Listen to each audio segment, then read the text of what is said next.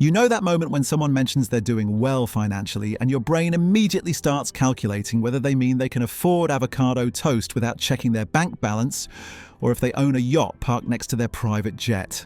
The word rich gets thrown around so casually these days that it's lost all meaning.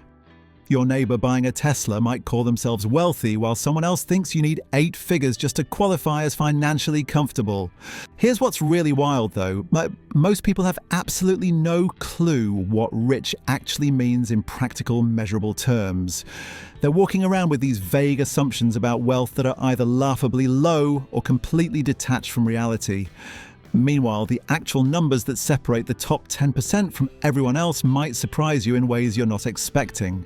If you've ever wondered where you really stand compared to everyone else, or what those mysterious wealth thresholds actually look like in 2025, make sure to hit that subscribe button and give this video a thumbs up if these numbers end up influencing how you think about money. Before we get into the mind-blowing statistics that define America's wealthy elite, let me paint you a picture of how disconnected most people are from financial reality. Walk up to 10 random people on the street and ask them what it takes to be rich.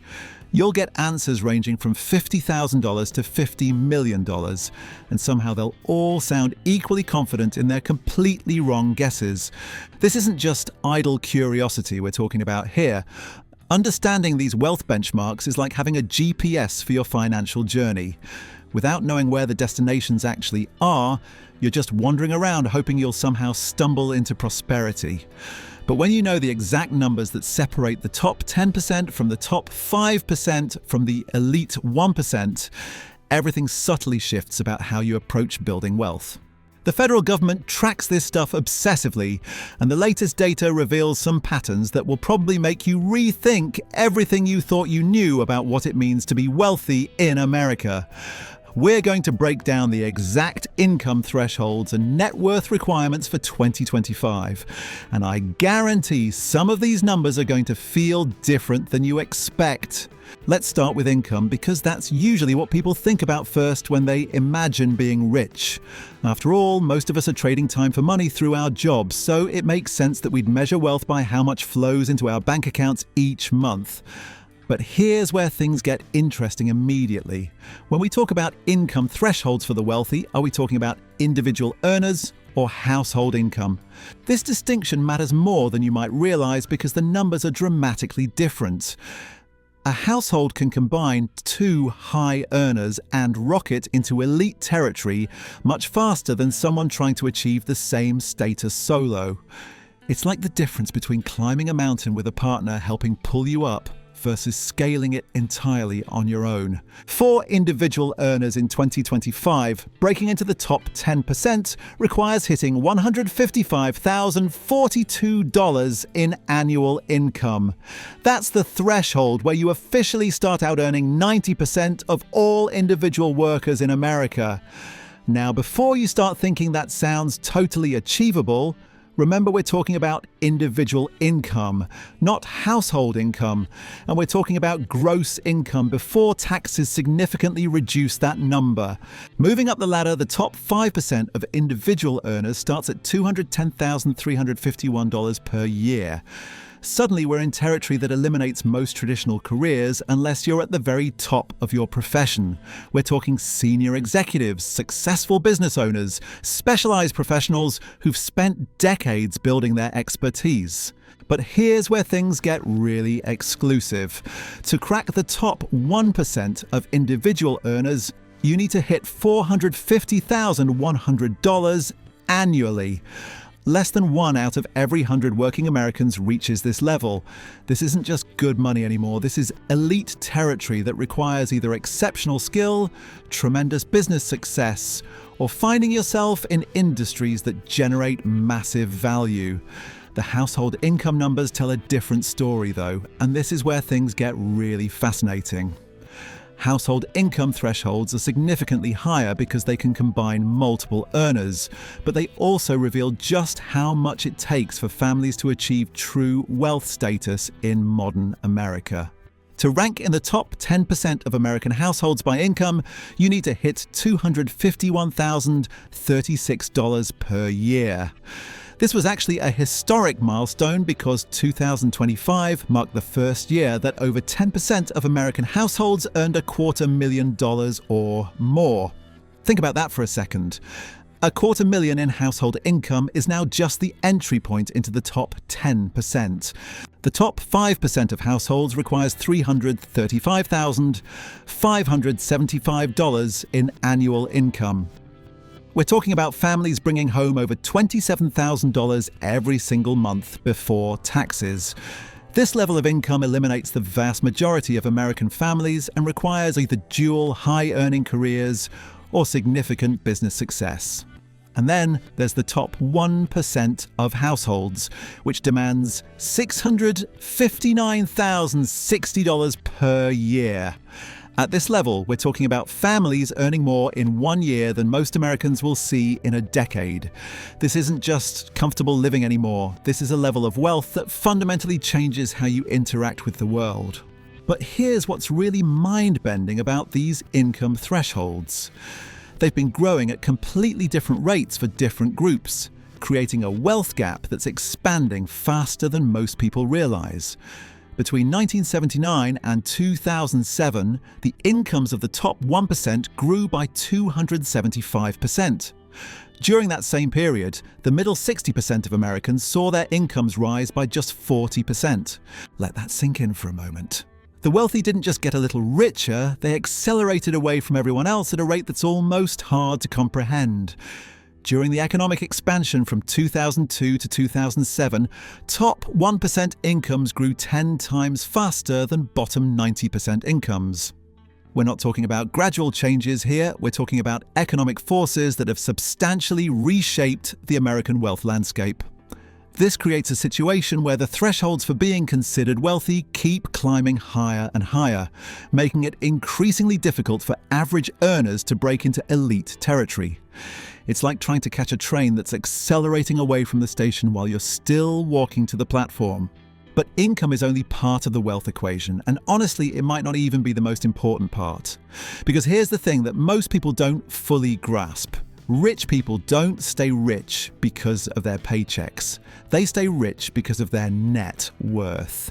And the net worth thresholds for America's wealthy elite are going to open your eyes in ways that income numbers simply can't match. Net worth is everything you own minus everything you owe. Your house, your car, your bank accounts, your investment portfolios minus your mortgage, your credit card debt, your student loans, and everything else you owe to other people. It's the number that really determines your financial position because it represents actual accumulated wealth rather than just cash flow. And this is where the numbers get absolutely wild. To break into the top 10% of Americans by net worth, you need approximately $970,000 in total wealth, just under $1 million separating you from 90% of the population. Now that might sound like a massive number, but remember, this includes everything you own. Your home equity, your retirement accounts, your savings, your car, even that collection of vintage guitars in your basement. But here's where things get really interesting. Some data sources show different figures entirely, with estimates suggesting you need closer to $1.9 million to crack the top 10%. The discrepancy comes from different methodologies and timing, but either way, we're talking about wealth levels that most Americans never achieve. Moving up to the top 5% requires approximately $1.17 million in net worth. This is where we start seeing serious wealth accumulation, the kind of financial position that fundamentally changes how you think about money. At this level, you're not worried about covering your monthly expenses anymore. You're thinking about growth, opportunities, and how to make your money work harder for you. The top 1% threshold is where things get absolutely insane. To join America's wealthiest 1% by net worth, you need $11.6 million. Let me repeat that. $11.6 million. That's not rich money anymore, that's generational wealth territory. We're talking about financial positions that can fund multiple lifestyles, support extended families, and create legacies that last for decades. But even within the 1%, there are levels that most people can't even comprehend. The ultra-wealthy, the 0.1%, require at least $62 million in net worth. These are the families you read about in Forbes, the ones buying sports teams and funding university buildings. The gap between the regular 1% and the 0.1% represents tens of millions of dollars, showing how wealth concentration becomes exponentially more extreme as you climb higher. What makes these net worth thresholds so dramatic is how they reveal the true nature of wealth in America. While income gives you spending power, net worth gives you options. It gives you the freedom to take risks, the ability to weather economic storms, and the leverage to create even more wealth. This is why wealthy families tend to stay wealthy across generations, while most Americans struggle to build any significant wealth at all. The Federal Reserve data paints an even starker picture of how concentrated American wealth has become. As of the first quarter of 2024, the top 1% of households controlled 30.5% of all wealth in the country. Meanwhile, the bottom 50% of Americans shared just 2.5% of total wealth.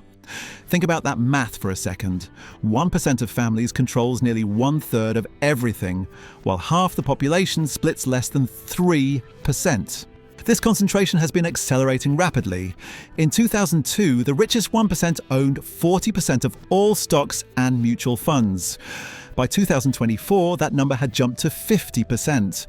The wealthiest 1% now owns half the entire stock market, while the bottom half of Americans owns just 1.1%. This matters because stock ownership historically provides strong long-term returns, meaning wealth concentration can become self-reinforcing over time. The billionaire class represents an entirely different universe of wealth that's almost impossible to comprehend. America's top 12 billionaires now have a combined net worth exceeding $2 trillion.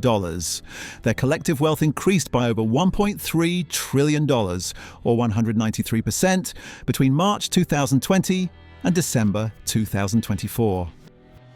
In just under 5 years, 12 people gain more wealth than most countries produce in their entire economies. The number of billionaires has exploded from 66 in 1989 to 905 by September 2025. That's a 13-fold increase in roughly 3.5 decades, with their collective wealth now totaling $7.8 trillion. These aren't just rich people anymore, they're major economic players that can influence entire industries, political systems, and global markets.